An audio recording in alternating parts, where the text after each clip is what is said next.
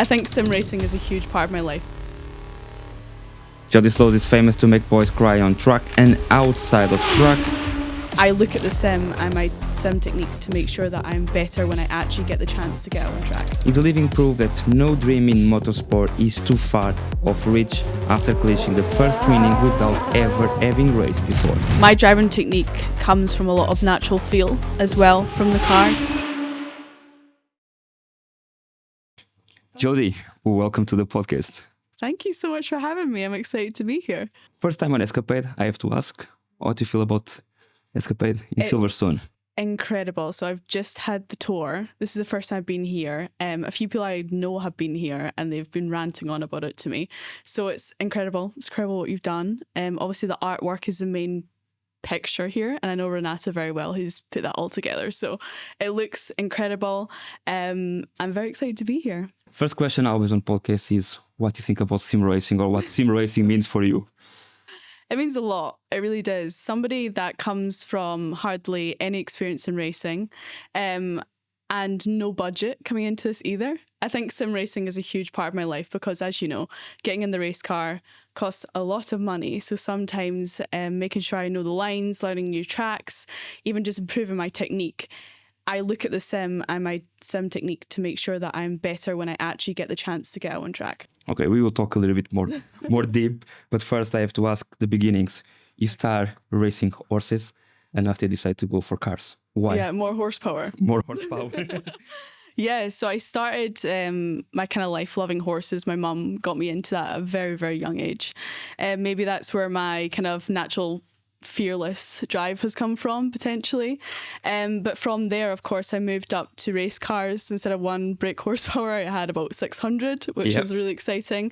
But yeah, I had a very unique story coming into sport. It was, you know, I never looked at my life being a racing driver, and my life really did take a turn quite dramatically. You come from the same town, I want to say it correctly, from Susie Wolf, correct? We went to the same high school, technically. At the same building, it's that small. It's ridiculous. Did it put any pressure? Do you think so? Yeah, so obviously with the kind of Stoddarts, because our mum and dad are Stoddarts, before she turned Wolf, they have a quad shop in town and my dad has put his quads there to get fixed and stuff. So it's a very small town on the west coast of Scotland. She probably shares a lot about that and how she loves it so much. It's amazing to come from such a rural background and come into this very high octane world. So to see her come from a very similar atmosphere in some forms and get up into the F1 world was super inspiring to me.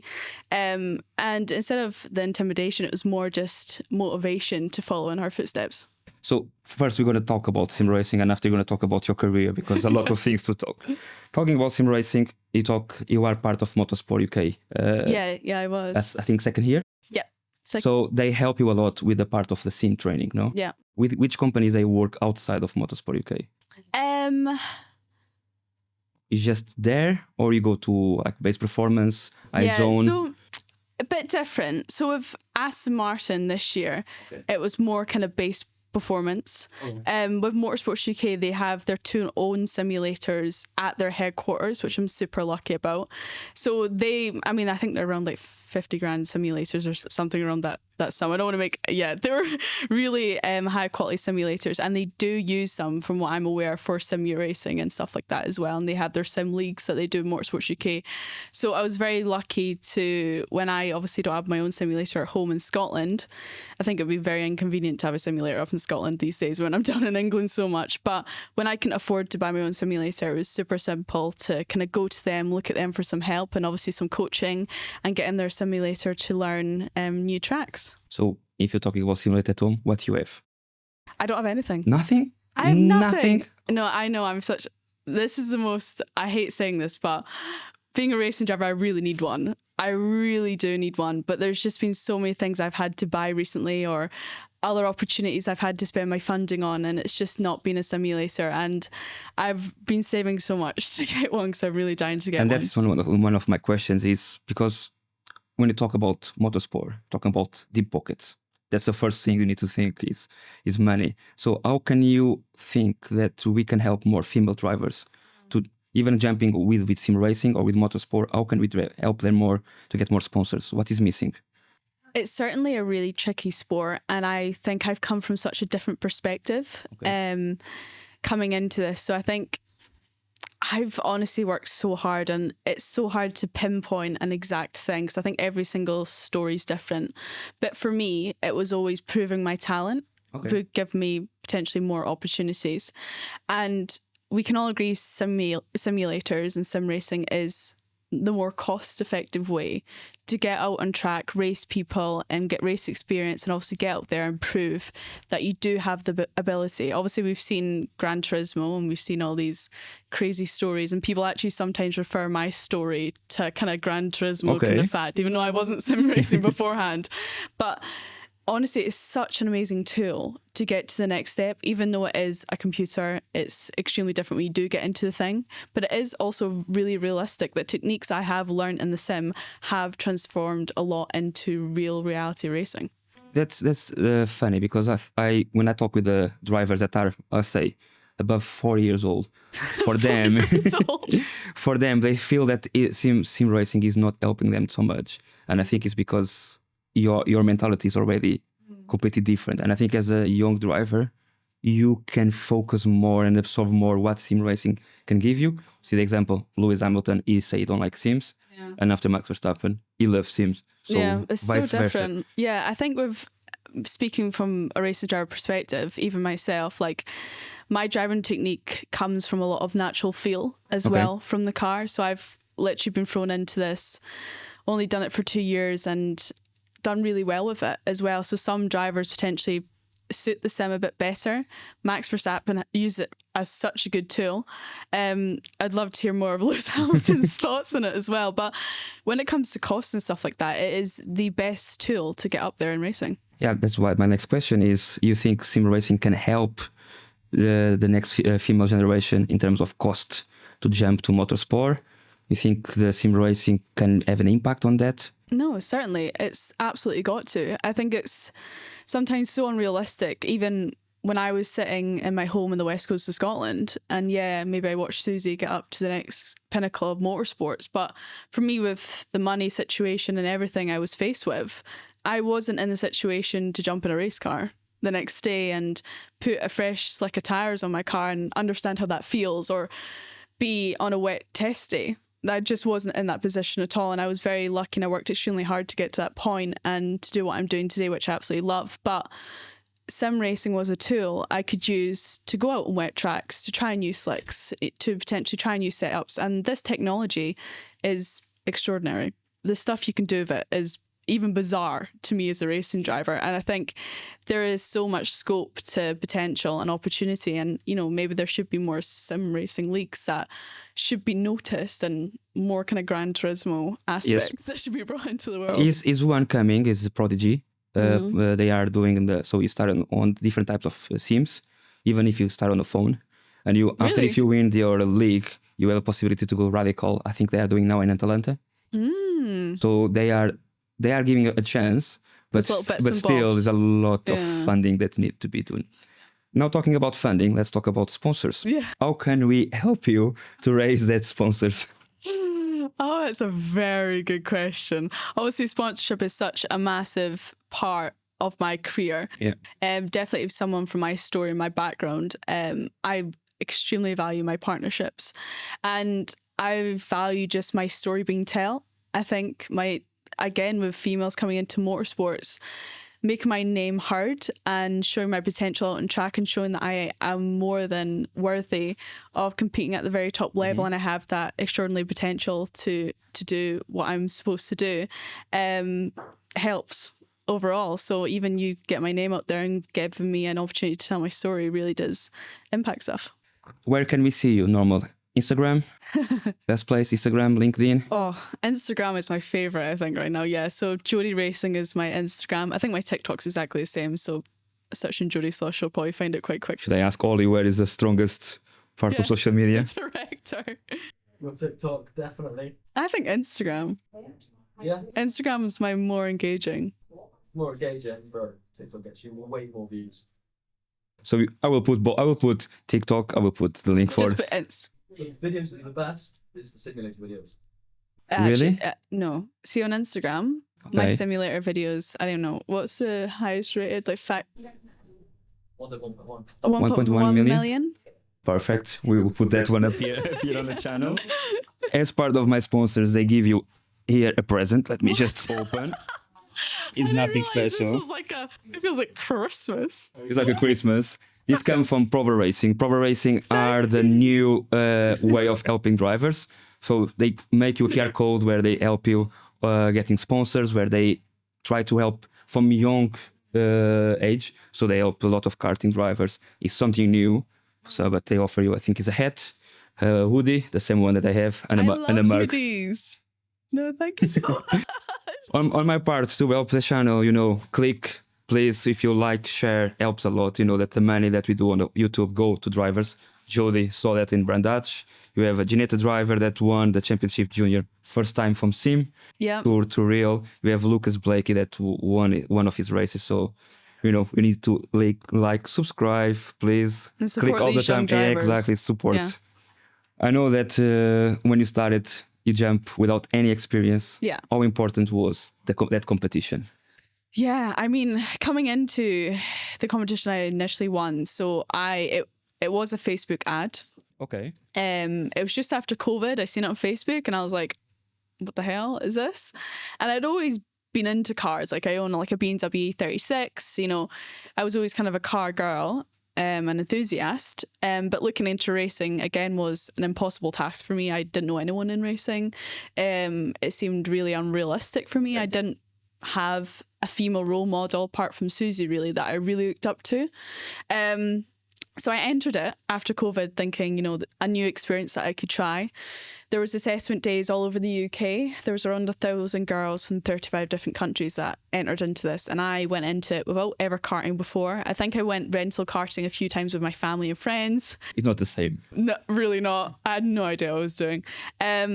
Didn't know I was a natural talent, didn't know I had natural ability, and I went there and we got tested on fitness, of course, simulator training at one point as well, written tests, media, obviously on track, off track, everything you can imagine that drivers have to do when they're out of the car as well. So I went there, gave it my best shot, winged it a little bit. And 2 months after, I totally forgot about the competition. I just took it as a really cool experience. From that, they phoned me up and said, look, we think you have a natural ability. That was my first ever time on track, was my assessment day. And I joined the final 75 girls to go to the final, and we went through quite a grueling selection process over a week where we done karting outdoors, and that was my first time outdoor karting. We were in a supercharged V8 Jaguar, and then we went to Sweden. Colin McRae's co-driver kind of assessed me on the ice, so a lot of things went on, and I ended up coming out of it winning a seat in a McLaren 570S GT4, and my first ever race was at Snetterton Circuit in the GT Cup, and I think there was around, I don't even know, there's around 15 cars in my class at that point. It was quite a busy season, so yeah, it was scary to go on a Pro-Am grid knowing absolutely nothing, and that was my first ever race I'd ever done. So, but between them, for to get your license, you have to go for the four Fiestas? yeah, so actually 4 Fiestas went after this. Okay. Yeah, so So you raced a McLaren? first, that was my first ever time racing. Yeah, this is what was scary. So I also got my racing license and everything. I was trained up, and yeah, that was my first ever race, was in a McLaren, so very daunting. Learning slick tires and just learning the engineering talk and everything was a huge, In more Snetterton. yeah, Track it's a lot of corners. Yes. A lot of corners. Big straight, Yeah. tight corners. Exactly. And my second track, we done Alton Park. That was another whirlwind. And then the last track was here at Silverstone, and where I took home my highest finish. So after that, the kind of program shut down a little bit, and I was in a position where I could either kind of say that was a cool experience, or I could move up in the world and kind of put belief behind me that I could potentially have natural ability. And that's when I went back in the Fiestas. So I went McLaren back to Fiestas, got my international signatures, and then I got noticed by a Porsche team, and from there it kind of went up. I don't know what happened. All the way? Yeah. Because now you are part of the F1 paddock too. Yes, I So am. how that works, it helps to get you connections, help you to Yeah. get more visibility? Yeah, so I work for an organisation called Expert Hosts. Okay. So pretty much what they do is they give a deeper insight to the sport. So they hire me in as a racing driver to execute certain activities and stuff for high-end guests and things like that. So we'll do things like truck tours. So we'll give like an actual tour on a big truck around the circuits every single weekend. Sometimes we do garage tours, paddock tours. And yeah, my duty is there to kind of share my story and share all my knowledge about F1 and give them a deeper insight to what the drivers might be thinking at that initial point. And again, it's a really good environment to be a part of as such a young and new driver coming into this. It's the pinnacle of the sport, and it's exactly the people you want to speak to. But did that help already? Of course. Okay. Yeah, of course. And perfect. I think as well, it helps with the knowledge. You learn so much from these people. I totally believe it's about the circle of people you surround yourself by. And again, these are the best F1 teams and the best people that are in the sport, and talking to any of them is going to help you in your world. And this year you jumped to Aston Martin. Yeah, and that as well. That came from the blue, or was something expected? A bit from the blue, to be honest. Okay. I obviously always loved Aston as a brand. It's always has so much Scottish heritage, and obviously James Bond and stuff, and it's always been shot around where I live in Scotland. So it's always been a brand I've absolutely loved. They certainly have a lot of class around them, but when they noticed me racing the Porsche and we had that first initial conversation, it was really exciting. And to be racing with Forseti Motorsports this year, and obviously supported by a factory team, and their academy was amazing. To even be noticed by a manufacturer that early on in your career, the story I've come from and where I've started was really a goal and a target for me. So yeah, it made me very happy, and it's taken me leaps and bounds over the years, and it's taught me so much, so I'm very grateful. And now you drive with Forseti. That's part of the Aston Martin Academy, or was just because they have a partnership? Yeah, so Forseti are a factory Aston Martin team, so this season we raced with them. So All right. amazing. Let me start before you go to the Porsche Cup. The last big questions. Favorite tracks in UK? Oh, my favorite. Brands Hatch GP by far, and Really? that was the last one I done with Porsche Yeah, when I seen you exactly. actually. Yeah, so I love that circuit. It's so challenging, so undulating. I think honestly it's one of the best circuits in Europe. It's amazing. I love it. Why? Because of all the elevation. Yeah, the back section, the GP section, it's so fast. Racing around there, it's amazing. It's so exciting. I love it. I was expecting You need to try Silverstone it. because I love Silverstone. because we are in Silverstone. You should have scripted that for me. No, it's okay because Silverstone lost a little bit due to the fact that they don't have elevations. Yeah. And after when you look to Donington Park, probably Donington Park win a little bit because elevation, Brandach and have Alton Park. So all the big UK tracks have some elevation apart of Silverstone and Snetterton that I think is no elevation at all. Yeah, I think the same thing with... We have some elevation here in Silverstone. We have a little bit, but it's not the same. And now Porsche Cup. You went by invitation or was something that you want to jump?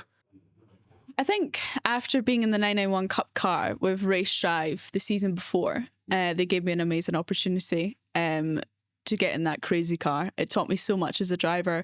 And from there, I fell in love with the Cup cars. I fell in love with Porsche. And I think it was always going to be a goal to be back in a car that I really connected with.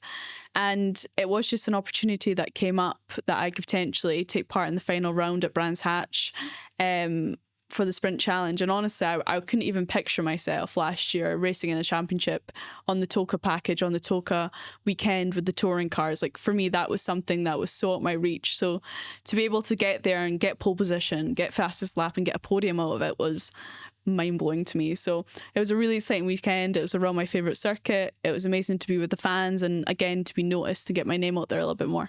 You will be the next season Porsche Cup or no yet? I'm not sure. There's a few things getting talked about. Of course, we need to recognise I do have a lot of potential in that championship, and I think that would be really exciting to explore, and I think Porsche would 100% agree with that. So there's a few options on the table, so we'll see. What will be the cost of a season for Porsche?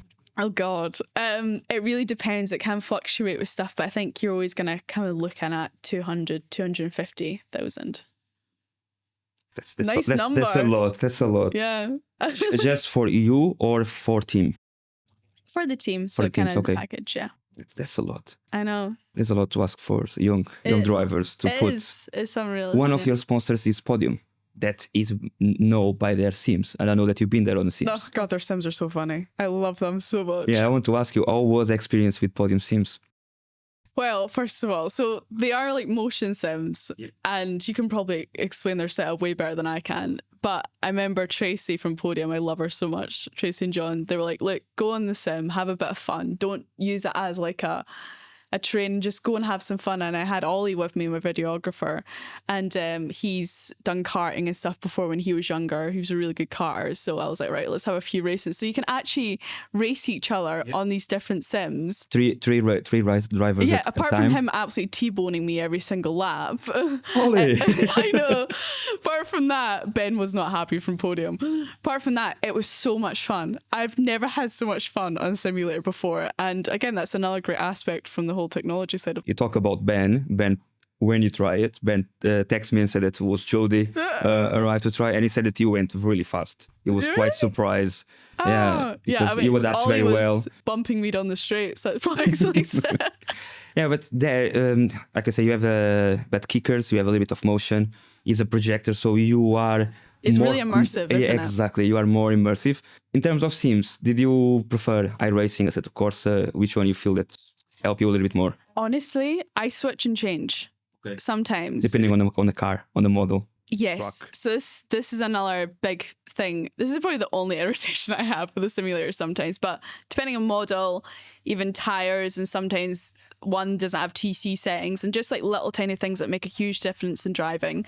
Sometimes iRacing has way better graphics with the real life track. Sometimes Assetto Corsa with certain tracks are more realistic. And that's something I always look for as a driver, and I think in general is like something that's most realistic. So you look more for the immersion. Okay. Yes. So I'll switch and change. All right. That's perfect. That's perfect. To finish, let's talk about goals. What's the next step? Oh, I love this question. Next series that you want to do, next thing that you want to... Yeah.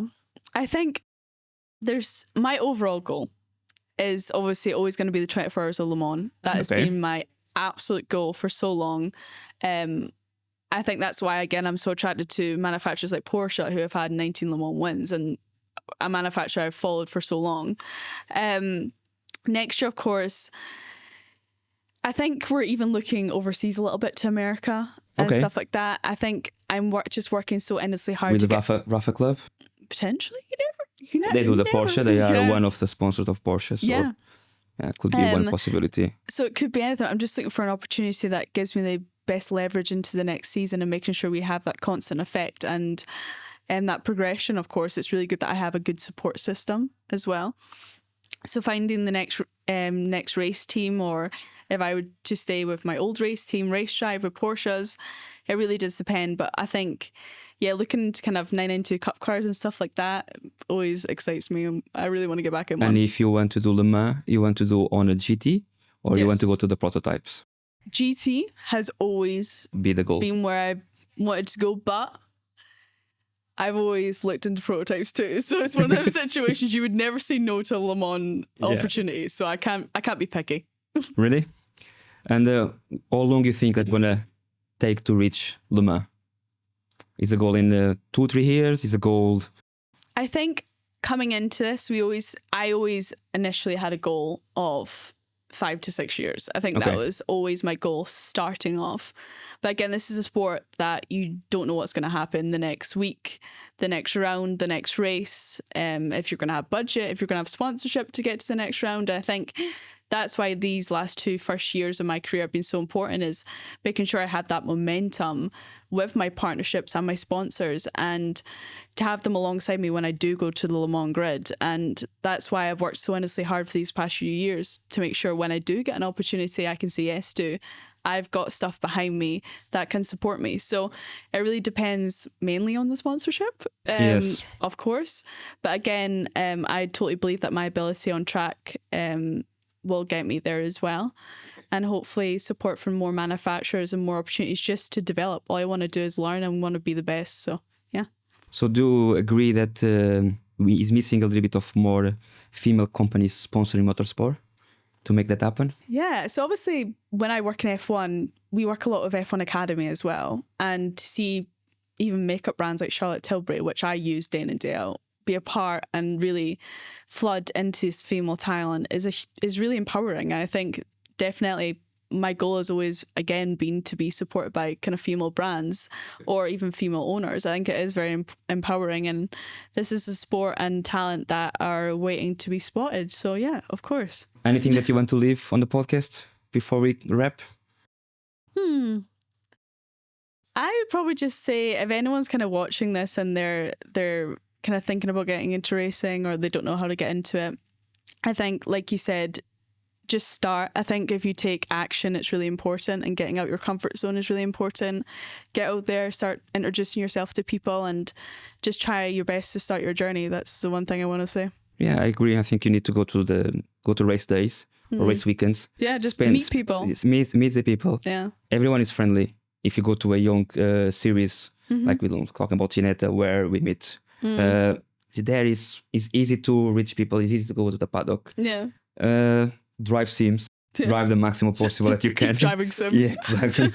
Because that's going to bring knowledge that you can bring for your conversations, and you never know what's going to be the next step. And simulators are so... Sorry, we're meant to be ending this. We're going into another conversation now. But with sims as well, like, it's a platform you can use to just experiment too.